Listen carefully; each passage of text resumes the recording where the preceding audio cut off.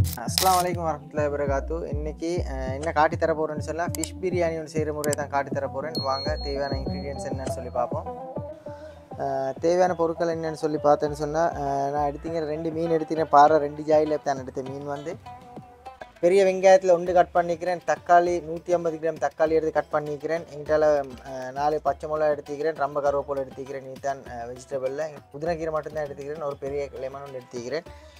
தாளிப்பு தேவையான பொருட்கள் தான் இது எடுத்துக்கிறேன். வந்து மிளகு எடுத்துக்கிறேன், சின்ன சீரகம் எடுத்துக்கிறேன், கராம்பு எடுத்துக்கிறேன், ஏலக்காய் எடுத்துக்கிறேன், சாதிக்கப்பூ, கருவேப்பட்டை, கருவேலம் எடுத்துக்கிறேன். இதுதான் தாளிப்பு தேவையான பொருட்கள். எங்கிட்டால இஞ்சி பூண்டு ரெண்டும் ஜூஸியாக அடித்து வச்சுக்கிறேன். தக்காளி வந்து ஜூஸியாக அடிக்கல, இஞ்சி பூண்டு தான் ஜூஸியாக அடிச்சிக்கிறேன் ஃபிஷ்ஷுக்கு வந்து மெரினேட் பண்ணுறதுக்கு. தூள் சாமான் என்னென்னு சொல்லி பார்த்தேன்னு சொன்னால் கொத்தமல்லி தூள் எடுத்துக்கிறேன், மஞ்சள் தூள், கொச்சிக்கத்தூள் எடுத்துக்கிறேன். வேறையா சின்ன சீரம் போடணும். சின்ன சீரம் இன்னும் வரல, வைத்திக்கிறேன், இன்னும் கொண்டு வரல. சின்ன சீரம் தேவை. இதெல்லாம் ஃப்ரை பண்ணுறதுக்கு ஆயில் எடுத்துக்கிறேன். பாஸ்மதி 750 கிராம் பாஸ்மதியில் தான் நான் செய்ய போகிறேன். இந்த 2 மீனையும் வச்சு தான் நான் செய்ய போகிறது. வந்து பாஸ்மதி 750 கிராம் தான் செய்ய போகிறது. வாங்க நம்ம 2 மீனையும் எடுத்து கட் பண்ணி எடுத்து கொண்டு வருவோம். ஸ்டார்ட்லேயே நாங்கள் வந்து இப்போ அரிசியை நாங்கள் ஊற போட்டு எடுத்து வரலாம். அரிசி ஒரு 1/2 hour போல் அரிசி வந்து ஊறணும். க்ளீன் பண்ணிக்கணும். வந்த மீனில் நான் இப்போ தயிரை நான் ஆட் பண்ணிக்கொள்கிறேன். இப்போ நான் இஞ்சி பூண்டு பேஸ்ட்டை நான் ஆட் பண்ணிக்கொள்வோம். இஞ்சி பூண்டை ஆட் பண்ணதுக்கப்புறம் மஞ்சள் தூள் வந்து ஆட் பண்ணுவோம். 1/2 டேபிள் ஸ்பூன் அளவுக்கு தான் மஞ்சள் தூளை ஆட் பண்ணிக்கொள்கிறோம். மசாலா தூளும் அப்படித்தான் 1 டேபிள் ஸ்பூன் அளவுக்கு ஃபுல் ஒன்று போட்டுக்கொள்வோம். கொச்சிக்கத்தூளும் அப்படித்தான் 1 டேபிள் ஸ்பூன் அளவுக்கு கொச்சிக்கத்தூளை போடுவோம்.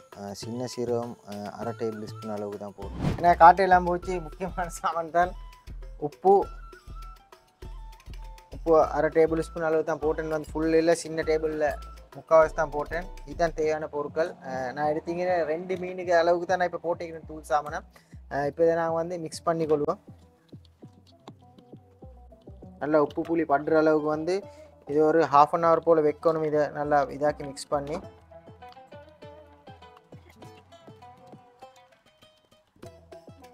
முள் இல்லாத மீன் தான் எடுக்கணும். வந்து நானும் முள் இல்லாத மீன் தான் எடுத்தேன். பாறை வந்து இது நாங்கள் துபாயில் ரெஸ்டாரண்ட்டில் போடும்போது வந்து கிங்ஃபிஷ் போட்டு தான் நான் செய்கிறது அங்கே ஃபிஷ் பிரியாணிக்கு.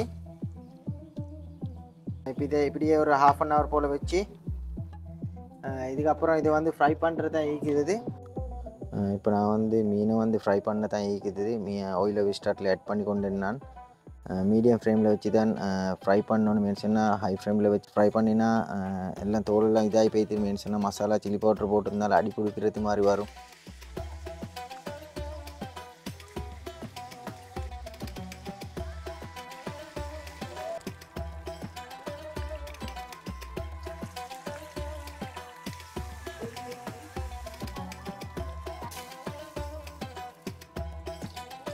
தாளிப்பை நாங்கள் செஞ்சு கொள்வோம். அதுக்கு ஆயிலை போட்டேன். இதில் ஃப்ரை பண்ணின ஆயிலையும் இதுக்கு மிக்ஸ் பண்ணணும். அப்போ தான் இதோட ஃப்ளேவர் கிடைக்கும். இதில் தாளிப்பை செஞ்சு கொள்வோம்.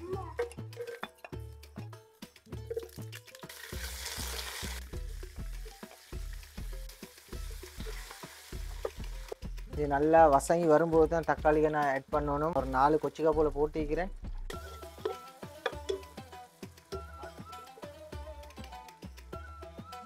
இப்போ இந்த நிலைமையில் வந்து நான் தக்காளிக்காய் இதில் ஆட் பண்ணி கொள்வோம்.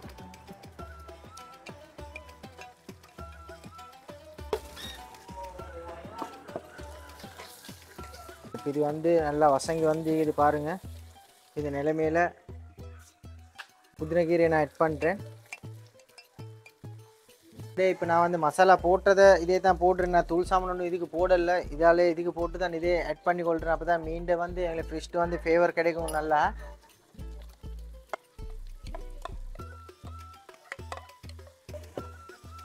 இப்போ தேசிக்காவை நான் ஆட் பண்ணுறேன். நான் ஃபிஷ்ஷுக்கு வந்து தேசிக்காய் போடலை. தயிர் போடுறதுனால போடலை.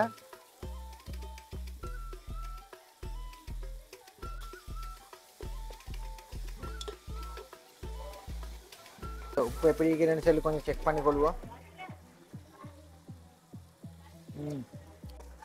உரப்பு கொஞ்சம் கம்மியாக தான் இருக்குது. கலர் கிடைக்கிறதுக்கு நான் இன்னும் கொஞ்சம் போட்டுக்கொள்கிறேன். சில்லி பவுடரில் கொஞ்சம் மூடி வைப்போம். இதை கொஞ்சம் எண்ணெயெல்லாம் பிரிஞ்சு வரத்துக்கு கொஞ்சம் மூடி வச்சுக்கிறேன். பார்ப்போம் இப்போ எப்படி இருக்குதுன்னு சொல்லி பார்ப்போம். பாருங்கள் எப்படி ஆயிலெல்லாம் பிரிஞ்சு வந்துக்குதுன்னு சொல்லி.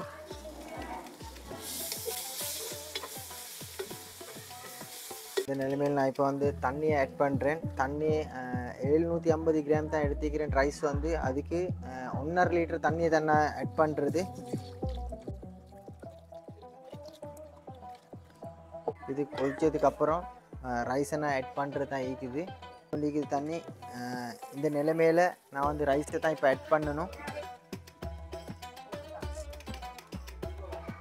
ரைஸை வந்து உடையாமல் முள்ள தான் இதாக்கணும். ஏன்னு சொன்னால் நான் 1/2 hour போல் நானும் வச்சுக்கிறேன், ஊறுறது வச்சு தான் எடுத்துக்கிறேன். இதே ஒரு 15 நிமிஷம் போல் இதே மாதிரி வச்சுட்டு பபுள்ஸ் வரும்போது ஒரு கிளறி விட்டுன்னு சொன்னால் சரியாக வரும். இப்போ இப்படி இருக்குதுன்னு சொல்லி இப்போ 4 பக்கம் ஒரே மாதிரி கொதிச்சு கொண்டு இருக்குது. மாஷால்லா ரைஸில் லோங்க பாருங்கள். இந்த நிலைமையில் கொஞ்சம் ஒரு இதாக்கி விட்டுறணும். அப்போதான் மசாலாலாம் எல்லா பக்கத்துக்கும் படும். இந்த நிலைமையில் மீடியம் ஃப்ளேமுக்கு எடுத்து போகணும். பார்ப்போம். இப்போ 10 நிமிஷம் ஆகுது. நான் மீடியம் ஃப்ளேமுக்கு எடுத்து வந்து எப்படி இருக்குதுன்னு சொல்லி பார்ப்போம். மாஷால்லா ரைஸில் லோங்க பாருங்கள் எப்படி இருக்குதுன்னு சொல்லி.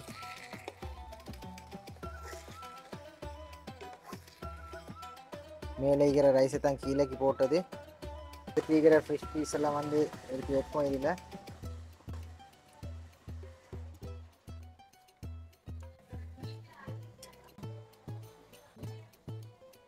முன்னாடி நான் லெமன் ஒன்று வந்து ரைஸுக்கு ஆட் பண்ணிக்கிறேன். இப்போ ஃபிஷ்ஷுக்கு வந்து நான் போடல. லெமன் மெரினேட் பண்ணும்போது தூள் சாமான்லாம் போட்டு பிறண்டு போது நான் லெமன் போடல. இப்போ தான் நான் போடுறது. மீன் பிரியாணிக்கு மிச்சம் இது குறைஞ்ச மீனாக இருந்தால் தான் நல்லா ஆகிக்கும், தின்றதுக்கு நல்ல சாஃப்டாக ஆகிக்கும். இப்படி ஒரு 5 நிமிஷம் போல் இன்னும் வைக்கணும். ரைஸ் எப்படி இருக்குதுன்னு சொல்லி பார்ப்போம்.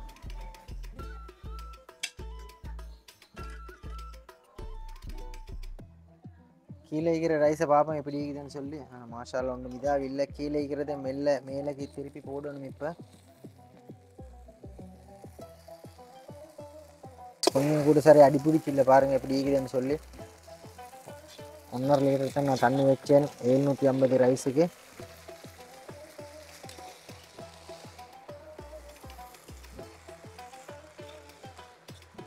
இப்போ திரும்ப ஒரு 5 நிமிஷம் போல் ஒரு டம் ஒன்று போட்டு வச்சேன்னு சொன்னால் சரி ஃபுல்லாக ஈக்கிற இந்த ஆயிலெல்லாம் ரிமூவ் ஆகுறதுக்கு நெய் ஒன்றுமெண்டா நெய்யும் போடலாம். வந்து கீ நான் இதுக்கு ஆட் பண்ணல. நெய் கொண்டாந்து வச்சு நான் வந்து தேவையான போடுறதுக்கு போட்ட ஆயிலே போதுமாக ஈக்குது. ஃபிஷ்ஷுடைய ஃப்ளேவர் தான் அடிக்குது. வந்து ஏன்னு சொன்னால் ஃபிஷ்டு ஃப்ரை பண்ணின ஆயிலை தான் நான் போட்டேன்னு பார்த்துப்பீங்க. அதனால் ஃபிஷ்டு ஆயில் தான் அடிக்குது. வாசம் ஃப்ளேவர் வந்து கொண்டு இருக்குது. இப்போ புதின கீரை கொஞ்சம் போட்டு அப்படியே மரம் திரும்ப வைப்போம். நான் ஒரு 5 நிமிஷம் போல் வச்சேன்னு சொன்னால் ஈக்கிற தண்ணியும் வந்து அப்படியே சுண்டி போய்த்திரும். இப்படி ஈக்குதுன்னு சொல்லி பார்ப்போம். ஆயிலெல்லாம் பாருங்கள் பிரிஞ்சு போயிருக்கு. தண்ணியெல்லாம் வந்து செப்பரேட்டாக ஈக்குது. பாருங்கள் எப்படி ஈக்குதுன்னு சொல்லி. மாஷால்லா பாருங்கள் ரைஸை பாருங்கள். ஒரு ஃபிஷ் பீஸ் கூட உடையாமல் எப்படி ஈக்குதுன்னு சொல்லி. ரைஸையும் பாருங்கள் எப்படி உதிரியாக ஈக்குதுன்னு சொல்லி பாருங்கள் ரைஸை.